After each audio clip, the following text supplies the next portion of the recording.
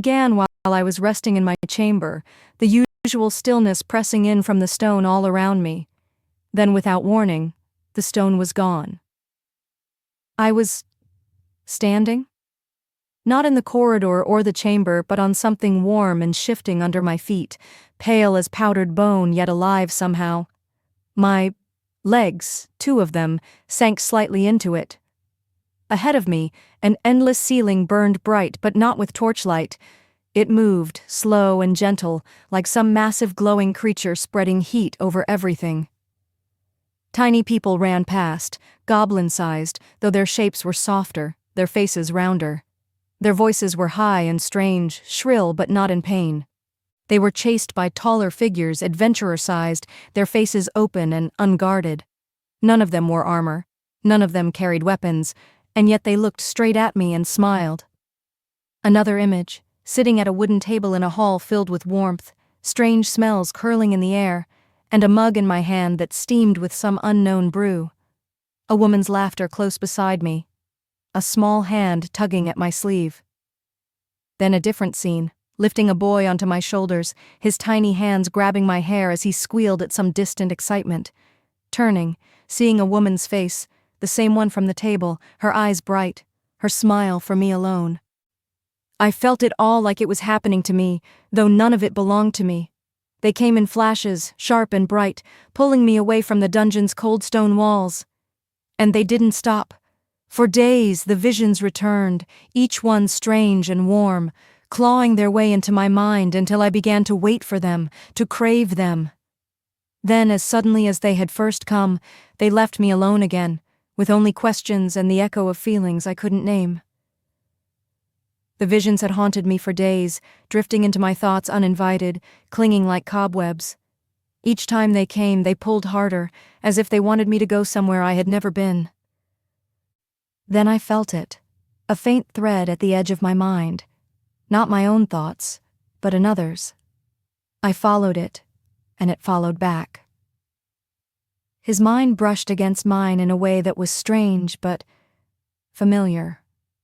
There were words there, forming without sound, carrying meaning straight into my head. His thoughts were unsure, hesitant, and yet searching. What he remembered was broken, like shards of a mirror. Just the same scenes I had already seen, the strange soft ground, the endless open ceiling, the children, the woman's smile. Nothing more. The rest was a blank, heavy with the weight of years he couldn't recall. But the memories were his, and the feelings in them were strong. I could sense the pull toward a place, not a map or a path, but a direction, faint, distant. The image of that town was still buried in him somewhere.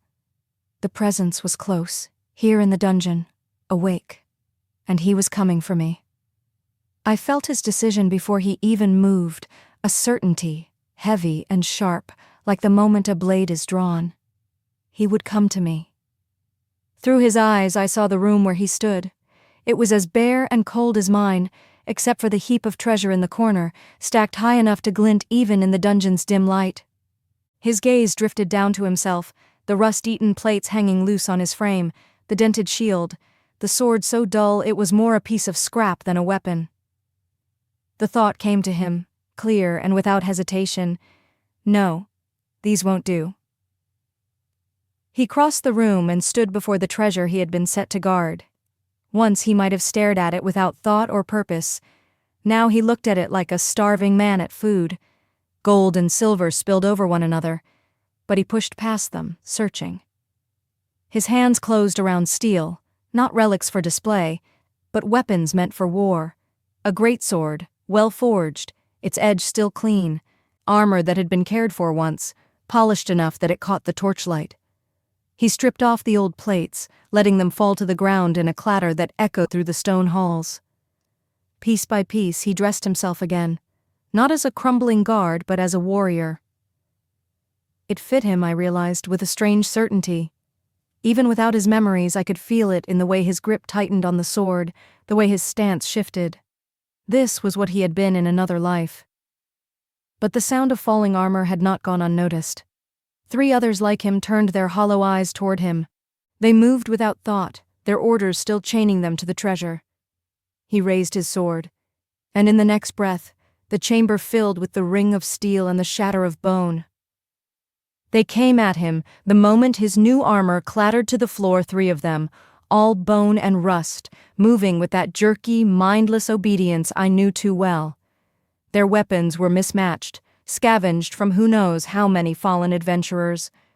Through his eyes I saw them circle, slow at first, testing the space. I could feel the weight of his sword in his hands, the balance of it, how natural it felt to him even without remembering why.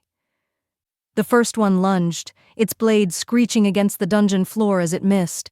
He stepped in and cut down, the great sword splitting the thing from skull to spine. It fell apart in a clatter of bone, the sound bouncing off the walls like breaking glass. The second came from the side, shield up, sword high. He met the strike head on, the impact rattling up his arms. His counter was quick, a sideways slash that shattered the shield and sent the skeleton sprawling, bones scattering like dry twigs. The third was faster, slipping in close with a dagger. For a moment, I felt its blade scrape along his new armor, searching for a gap. But he caught its wrist, twisted hard until the bones snapped, then brought his sword down in a single, decisive stroke. When the echoes faded, only he remained, standing among the wreckage. The smell of dust and age hung thick in the air. He didn't look back at the fallen, just sheathed the sword across his back and turned toward the hallway that would lead him to me.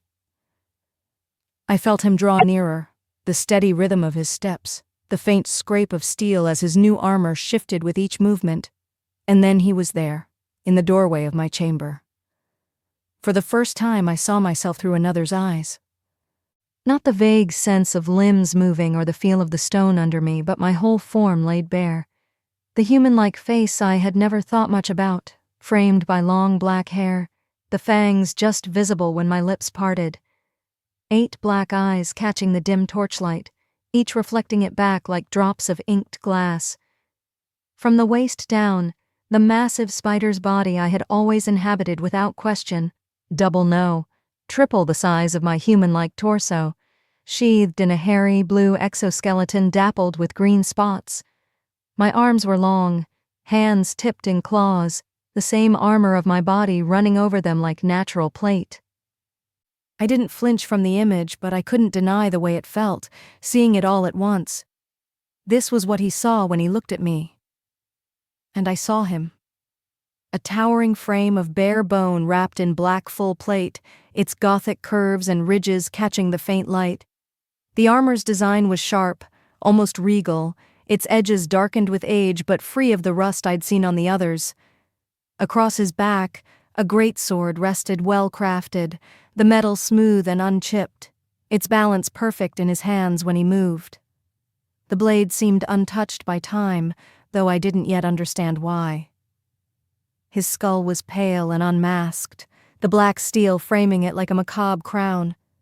Where eyes should have been were only deep, empty sockets, yet somehow his gaze met mine all the same, steady and deliberate, as if something unseen within them could still look, still judge, still decide. In the space between us, his thoughts reached mine now as clear words. "What is your name?" The question caught me off guard. I searched for an answer and found nothing. No name. I had never needed one. I had been made to guard this room, this treasure, this prison, and nothing more. The dungeon lord had never bothered to give me one. The idea of a personal name was foreign. "I don't have one," I said simply. His head tilted, as though weighing the shape of me against something in his mind. "Then I will call you." And before the word reached me, something else did an image that wasn't mine. A beautiful girl, sunlight in her hair, looking up at him with a smile that could quiet any storm. Her lips moved, and I heard the words as if she were speaking to me. "Father, are you okay? Brisa." The name brushed against me like the visions had soft and strange, yet carrying a warmth I didn't understand. I let it settle. "And yours?" I asked. Silence. I felt him reach deep into the empty places of his memory, searching. Fragments surfaced: a town, a woman's smile, a boy's laughter, but the name never came. Finally he straightened, and his thoughts came steady and clear. "Just call me Cardos."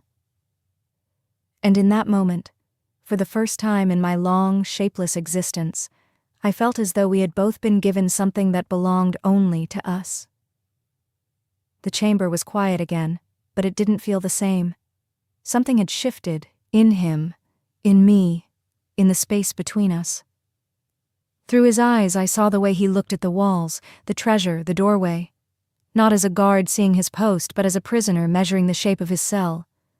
I could feel the question forming in his mind, even before he shared it. "Will you come with me?" The words weren't dressed in promises.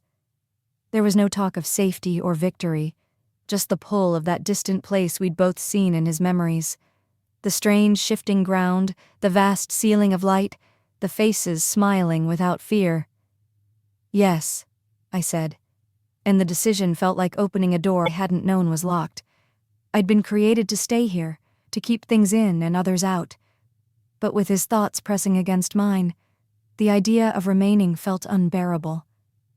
He glanced at the treasure one last time, the gold and gems glinting in the dark, and turned away from it without hesitation. I followed. In that moment, it didn't matter what waited in the halls beyond, the restless dead, the beasts loyal to the dungeon lord, even the lord himself. What mattered was that we were leaving.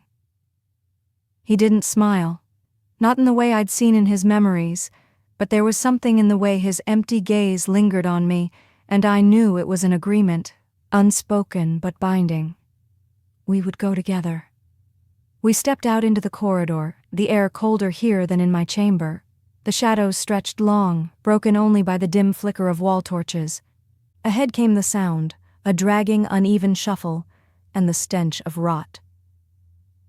Through Cardos's eyes I saw them. 6 corpses, their bodies slack and twisted, skin gray and tearing at the seams. Their jaws worked endlessly, grinding against nothing as if chewing the memory of a meal. Zombies. They saw us and began to close in. I raised my hands first. The words came naturally, a chant I had learned the moment I was made. A blast of frost erupted down the hall, ice crackling across stone and bone alike. The lead zombie stiffened, slowed, its limbs heavy as it staggered forward.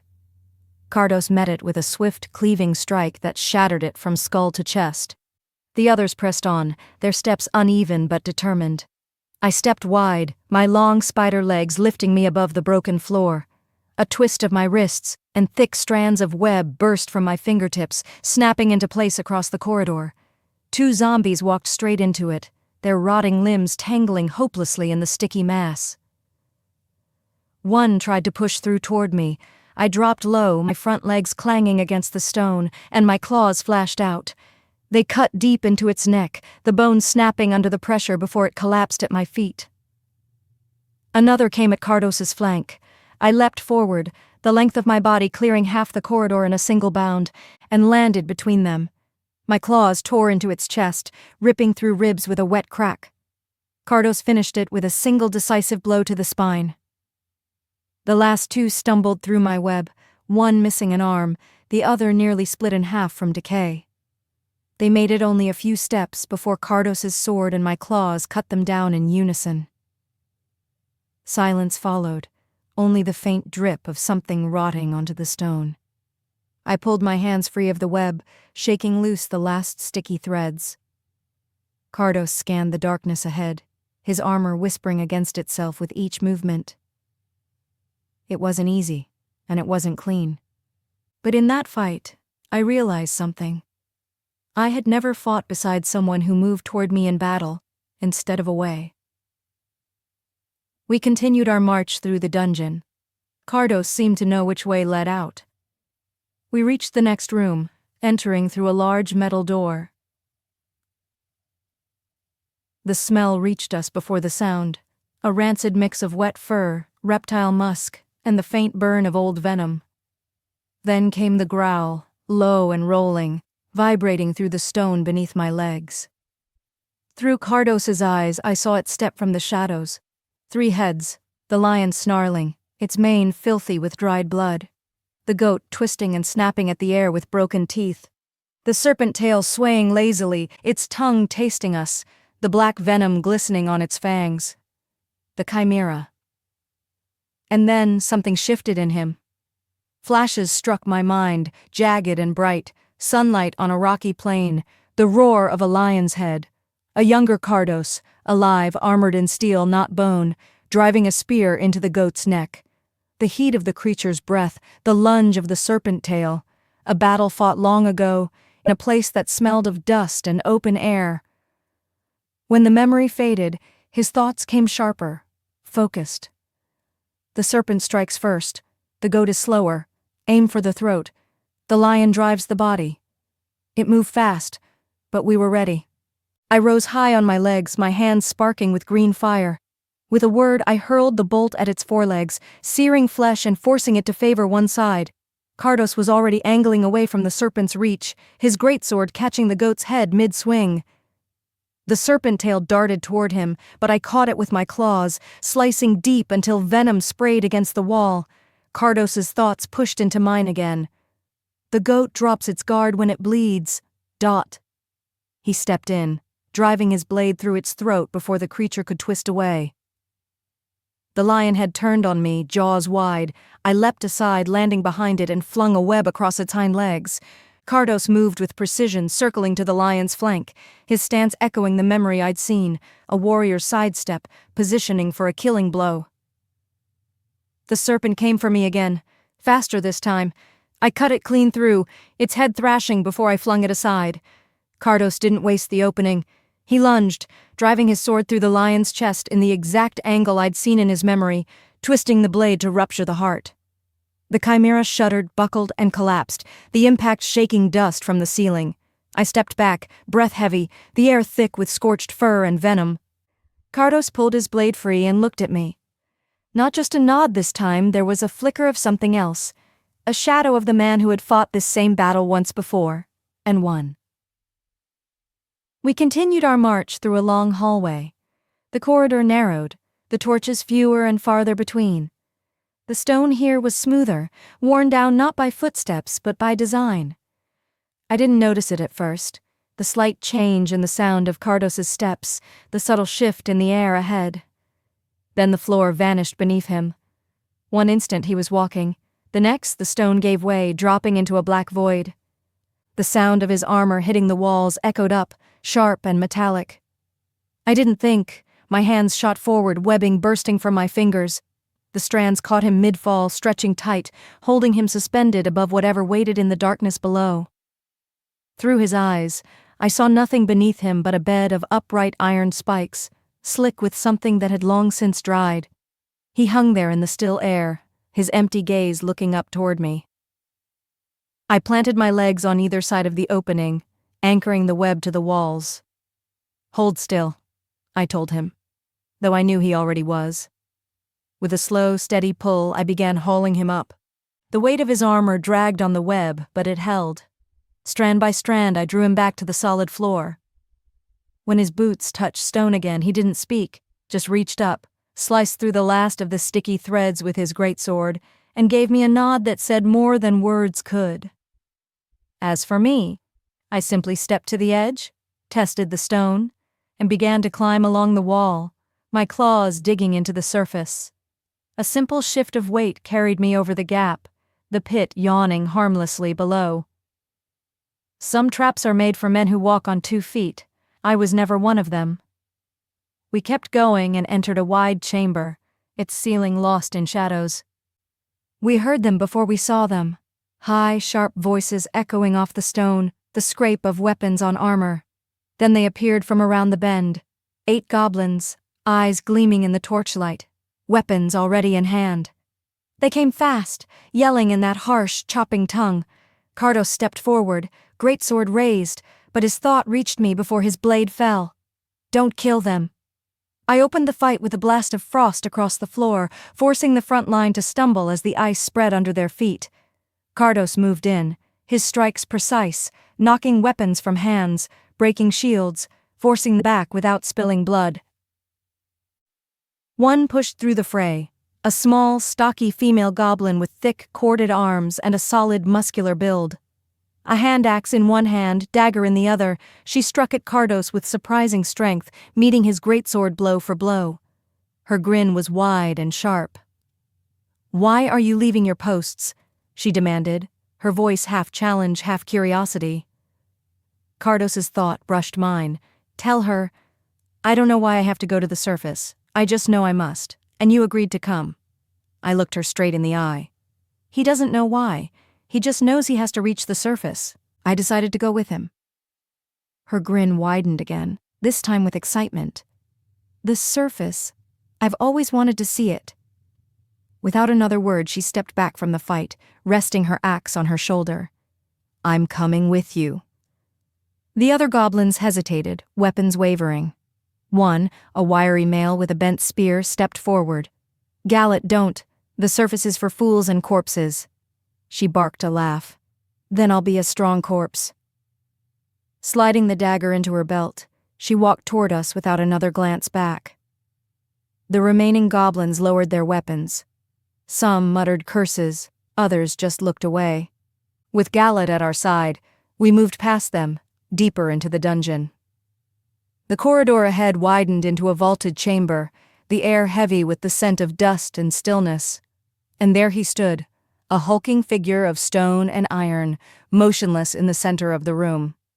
His head turned as we approached, eyes like pale crystal catching the faint torchlight. "I am the guardian of this hall," he said, his voice deep but strangely calm, as though reciting a line he'd said 100 times before. "None can come in." Through Cardos's eyes I studied him, the smooth join of stone plates, the faint runes carved along his shoulders. I tilted my head. "We're not coming in," I said, letting my tone be matter-of-fact. "We're going out." He paused, stone fingers flexing slowly. "My instructions do not mention out." Cardos's thought brushed mine dry with amusement. "Then we aren't breaking them." I smiled slightly. "Exactly. We're not your concern, are we? You only stop those who try to enter." The golem stood silent for a long moment. I could feel the faint grind of thought moving in him like stone shifting under the earth. Finally, his gaze turned toward the archway behind us. "So you are leaving?" "No one ever told me I could not leave," he said slowly, each word deliberate. "I never thought leaving was an option, but now that I have thought about it, I would like to try." And with that, he stepped aside to let us pass and then followed. I turned to him. "So you're coming?" "Yes. I wish to see where the path goes." There was no malice in it, no deception, just the first spark of a choice he had never imagined before. The tunnel opened into a cavern lit by the orange glow of braziers, their heat clinging to the air. And there, blocking the far exit, stood the Cyclops, a wall of muscle and crude armor, his single glaring eye fixed on us. In his hands, he held a massive iron-bound club, its head scarred from years of crushing intruders. Before any of us could speak, he roared and swung. The blow smashed into the ground with a crack that sent splinters of stone flying. Galet's grin widened. "Yes, now we're talking." She darted forward, axe in one hand, dagger in the other, slashing at his leg. The blade bit, but only enough to leave a shallow cut. Cardos's thought reached me.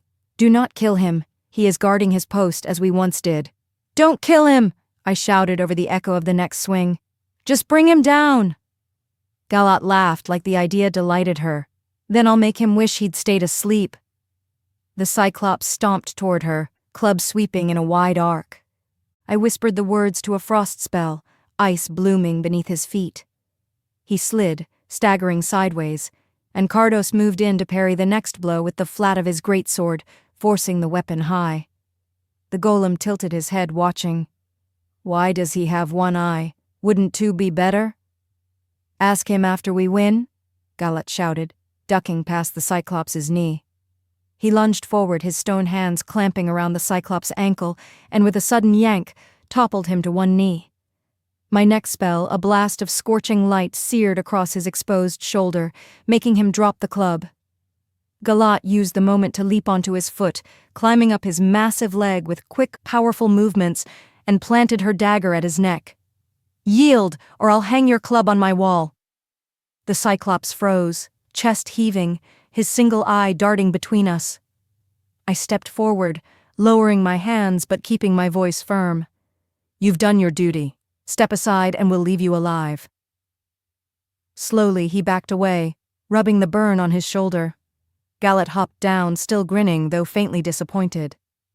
The golem released his grip. "Will all creatures ahead try to stop us?" "Probably," I said. "Good," Galat smirked. "That means more fighting." We marched on for about an hour, dealing with traps and fending off minor threats. Then we heard them before we saw them. Steady boot steps, the clink of armor, voices low but carrying. Then the light reached us, a warm golden glow spilling around the bend, brighter than any torch. When they emerged, the glow came from a lantern swinging at the hip of their leader, its glass panes the color of amber. 4 of them. A tight, disciplined formation. In the front line was a dwarf woman in heavy plate, a great axe resting across her shoulders as if it weighed nothing. Her eyes were sharp and unblinking, stubborn as bedrock. To her left, a human man in his 20s moved like a shadow that learned to walk. Everything about him said he was ready to slip behind you and put a blade where you couldn't see, but nothing escapes my 8 eyes, and the fine hairs along my body pick up every vibration in the air. Behind them, a gnome with a neat goatee kept one hand near a component pouch, his eyes scanning for threats. He looked like he'd been in the business long enough to know trouble when he saw it. And finally an elf cleric in chainmail, short-haired and tan-skinned, a holy symbol of a volcano god resting at her throat. Her expression was calm, but her eyes were cold, the look you give something that isn't alive enough to deserve mercy. We slowed, Cardos raising a hand for the others to hold. I stepped forward, keeping my hands low. "We're not here to fight," I said. "We're leaving." The dwarf's eyes narrowed. "Lies. Monsters don't leave dungeons they hunt." The rogue smirked, spinning a dagger between his fingers. "I say we gut them now, before they scurry off." The gnome murmured something under his breath, and I felt the tingle of magic testing the air around us. Cardos's thought brushed mine. They won't listen. He was right. The cleric lifted her mace. These things shouldn't be breathing. The first clash was fast, the dwarf's axe sweeping low toward Galat, who ducked under it with a booming laugh. "At last! A warm-up before supper!" She lashed out with her dagger, forcing the dwarf to sidestep. The golem moved to block the rogue, stone arm catching his blade mid-thrust. "Why are they so upset?" the golem asked. "They just don't like our kind," Galat shouted back. I threw up a wall of frost to slow the dwarf's advance, ice spreading across the flagstones. The gnome's first spell burst in green fire, searing past my shoulder. I answered with a scorching beam that made him dive behind the cleric. The cleric called on her god, heat rippling outward as the stones glowed red-hot under Galat's feet. "I've walked on hotter coals in my sleep," Galat barked, vaulting over the dwarf's shoulder to land behind her. Cardos pressed the dwarf hard, his greatsword hammering her defenses without seeking a killing blow. I tangled the rogue in a quick snare of webs, yanking him off balance. The golem seized the opening, grabbing him gently by the collar and thumping his helmeted head into the wall just hard enough to drop him unconscious. The gnome's next spell fizzled as Galat's axe smashed his focus, and he went down with a groan. I froze the cleric's mace hand in a sheath of ice. Cardos swept her legs, catching her before she hit the ground and laying her down unconscious. Finally, the dwarf swung high in desperation, and Galat slammed her in the chest with her shoulder, knocking her flat. "Down you go, Steel Lady!" When the dust settled, all 4 were unconscious but breathing. Cardos's thought reached me. "We leave them alive." I nodded. "Let's move before they wake."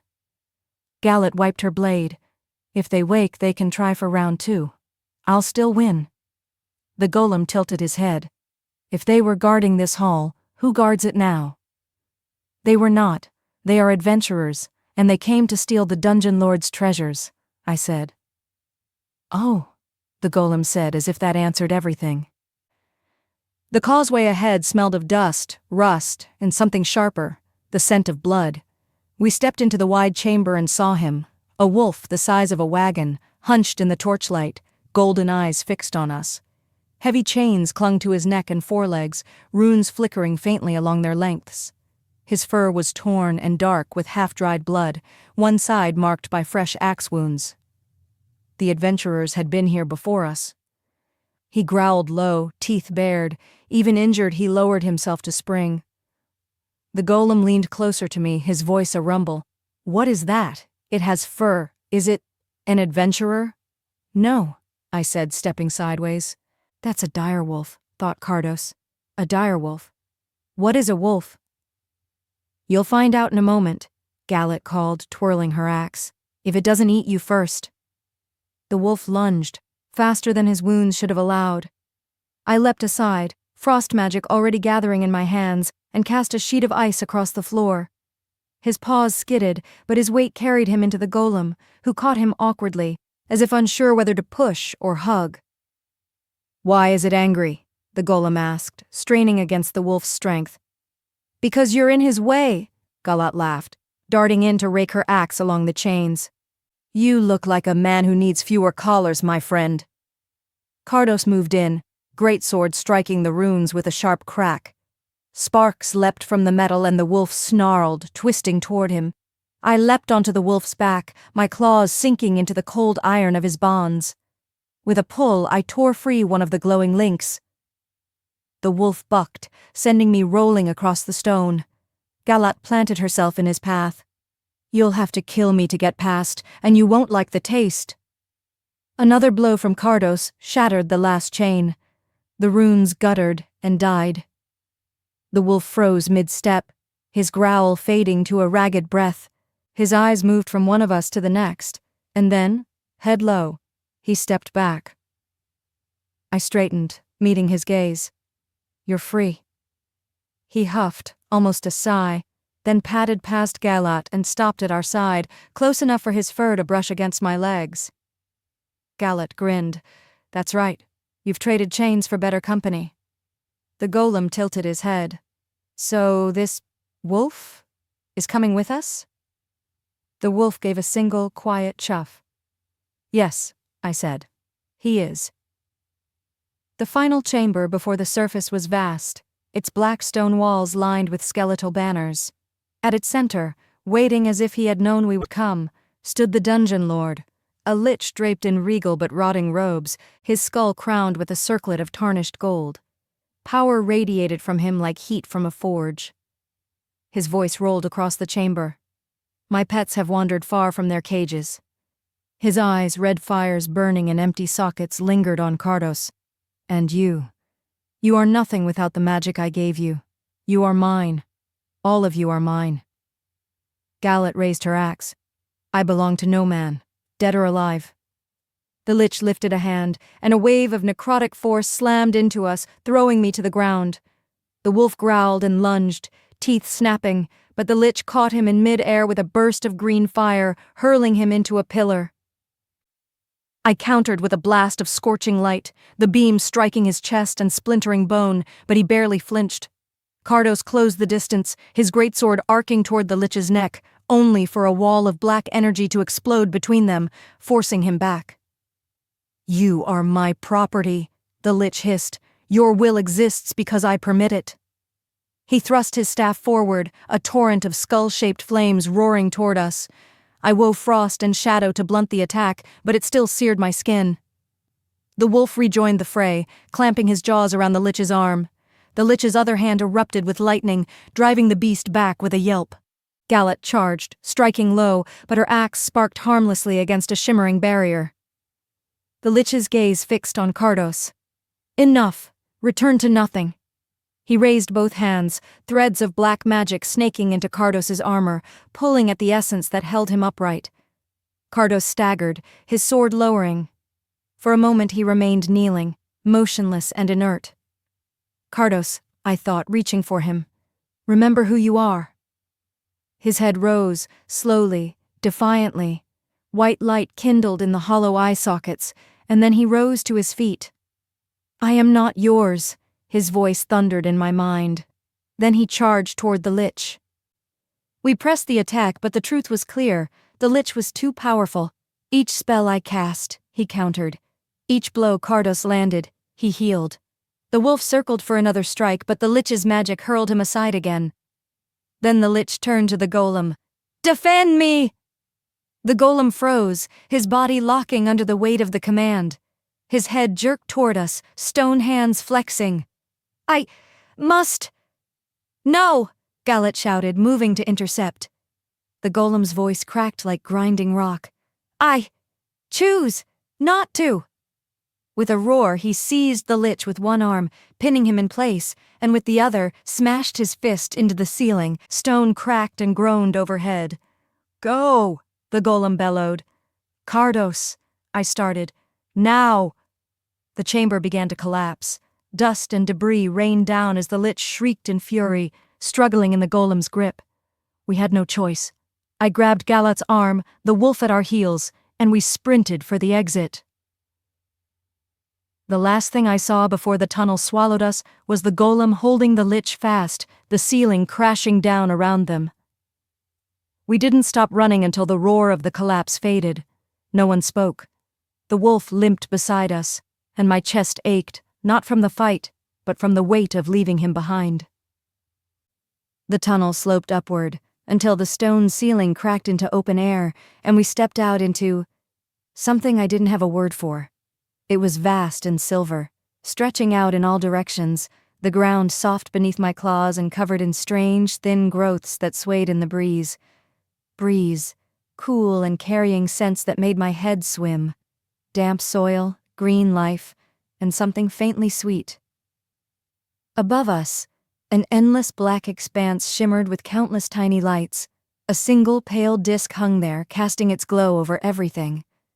"That is the moon." Kardos's thought brushed mine, steady and calm. "And those are stars." I stared upward, the words feeling too small for what I was seeing. "The ceiling is alive?" "It is no ceiling," he replied. "This is the sky." Galat's jaw dropped.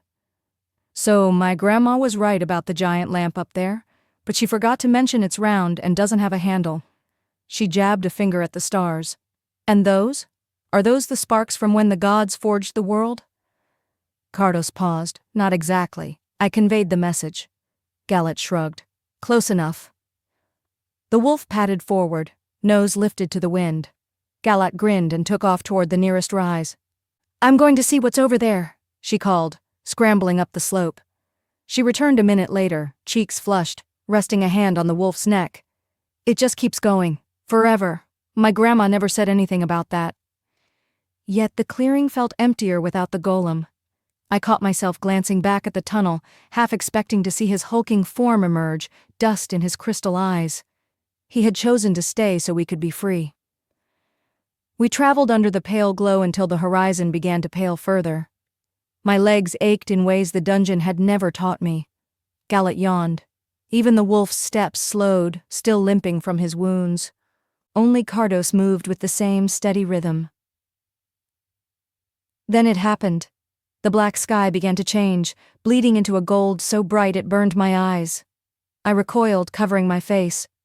Galat cursed and shielded her eyes. The wolf whined and pressed against her. "What is it?" I hissed. "The sun," Kardos explained. "It will light the sky until it falls again." We stumbled into the deeper shade of the forest. Kardos called it that, blinking away the after images. "Then it's decided," I said, still rubbing my eyes. "We move under the moon, rest when the sun rules the sky." Kardos inclined his head. "I will keep watch during the day." So our first rule for life on the surface was set. Night would be our road, and the day our shelter. After traveling for a fortnight, we saw the human settlement from the tree line, its walls of wood and stone lit by torchlight. The smell of smoke and cooking drifted toward us, and my stomach clenched. The wolf limped at Galat's side, his wounds still raw. We needed food, medicine, maybe magic to speed his healing, and a map if we were to keep moving. Kardos's thought was steady. If we walk in as we are, they will panic. So we made a plan. Cardos, armored head to toe, could pass for a human knight in the dark if his face was covered. I wove a thin layer of webbing to mask the bones beneath his helm. Galat would go with him, playing the part of his goblin servant. She even had a few coins tucked away. I would stay just outside the gates, close enough to watch. The wolf stayed with me. At first it worked. The guards let them through, giving Galat wary looks but keeping their focus on Cardos. I watched from the shadows as they moved down the main street toward what must have been the market. Then something shifted, a shout from behind them, a guard pointing at Cardos's face. Maybe the webbing had slipped, or maybe they'd simply gotten too close. "Monster!" the cry went up. In an instant, the street filled with armed men. I didn't hesitate. The wolf and I charged through the gate, scattering the first line of guards. I froze spear shafts to their wielders' hands, swept others off their feet with my claws. Cardos waded into the fray, his greatsword knocking weapons aside. Galat was a whirlwind, cracking helms and shields with the flat of her axe. We didn't kill anyone, but by the time the last man fell to his knees, the street was littered with groaning, disarmed guards. Galat rifled through a stall, tossing me a bundle of dried meat. "Map?" she asked. Cardos pointed to a shop. I slipped inside, scattering a few terrified townsfolk, and came out with a rolled map, 2 vials of glowing red potion, and a loaf of bread. Galat emerged from another doorway, grinning, a pie in one hand. We left as quickly as we'd come, the town too shaken to give chase. The wolf limped beside Galat, already licking the potion from his muzzle. She tore into her pie, still smiling. "Not exactly how Grandma said human towns worked," she said. "But still, pie." I didn't answer, my eyes on the road ahead. If this was the surface world's welcome, we would always be strangers here. The road was quiet under the moon, our steps softened by grass and dirt.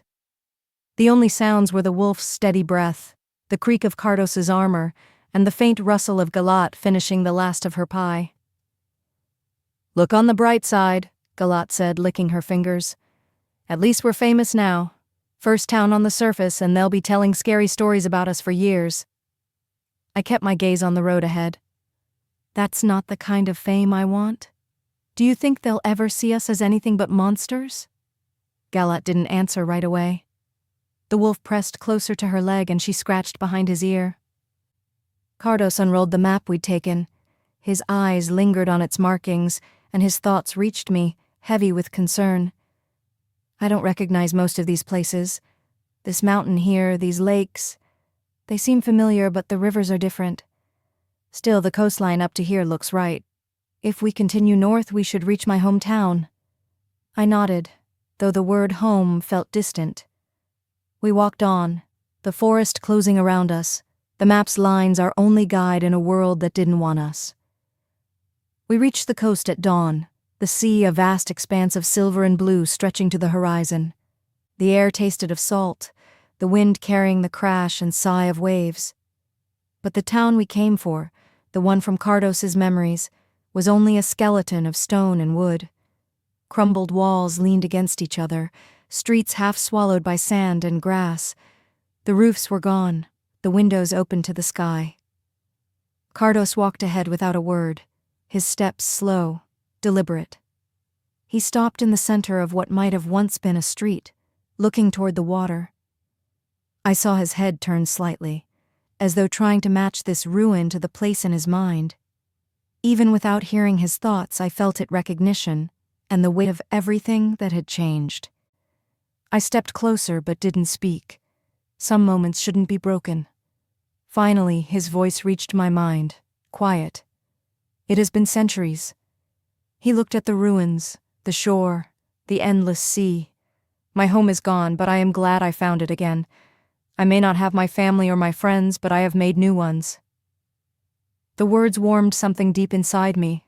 I turned toward the water, letting the wind lift my hair. "I like it here, too. This body of water, the breeze, it feels alive. I'd be happy to stay here with you as long as you'd like me to stay." He looked at me for a long moment, and though his face was a skull, I could feel the bond between us, solid as the stones beneath our feet. Galat came up behind us, the wolf at her side. "Not bad. Bit drafty, but the view's worth it." "Stay," I said. Both of you. Galet grinned. For a while, sure. Someone's gotta make sure you two don't get yourselves in trouble. The sea roared in the distance, and for the first time since we'd left the dungeon, I felt at home. We stayed in the seaside ruins for weeks. With magic and muscle, we raised a home from the skeletons of crumbling walls, stone fitted together, driftwood shaped into beams, and the salty breeze slipping through open windows. At night, we sat by the shore, the waves folding over themselves under moonlight.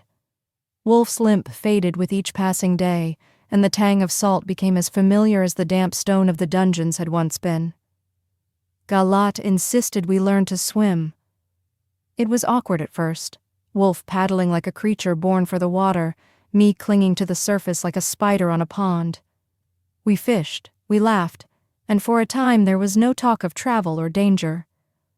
Then one night, Galet leaned her axe against the wall and said, "I want to see more of the world." She grinned like it was the simplest truth in all the lands. By midnight, her pack was ready, a few provisions, a rolled map, and her pie tin tied to the side. Wolf padded up beside her. With a gentle movement, he lifted her from the back of her armor and set her on his own. She scratched behind his ears, and he rumbled in approval. We said our farewells without long speeches. She promised to visit. I told her we'd be here when she did. Then they turned toward the road, the sea wind pulling at their hair and fur, and we watched them go. The house felt quieter after they disappeared from sight, but warm, like a hearth waiting for friends to return. It had been 5 years. Despite never truly finding a place in the human world, I was happy in the small home by the sea that I shared with Cardos. Our life was quiet, filled with the sound of waves, moonlight, and sea breeze. One afternoon, that peaceful rhythm broke. Galet and Wolf came striding up the shore, and they weren't alone. With them walked a human knight in polished armor, a dwarven cleric whose holy symbol caught the moonlight, and an elegant elven wizard with eyes like emeralds. Galet grinned wide and planted her weapon in the sand. "Wolf and I have been on many adventures," she said proudly. "We met these fine folks along the way, and we've been doing some good for the world these past few years." Cardos and I exchanged a look, not of suspicion but surprise. What struck me most was how these adventurers approached without hesitation, without fear. They treated us like equals, introducing themselves warmly as though we were already friends. I smiled and gestured toward the dozen little figures playing in the yard, my children, half spider and half human, their giggles carrying on the sea breeze. Galet's jaw dropped. "But how?" I let my smile turn sly. "The dungeon lord forged me from magic, a voiceless guardian of his hoard. Greed gave me birth, chains bound my will. But I broke those bindings with you, Cardos, Wolf, and Golem at my side, and in freedom I learned love, and love awoke in me a need to give. So I unraveled the mysteries of magic, of my own creation, not to hoard power, but to share life, my children, born of love, born free." Laughter and cheers rose from all around, and before I knew it, the evening had become a celebration, of friendship, of family, and of the strange, wonderful life we had built here together.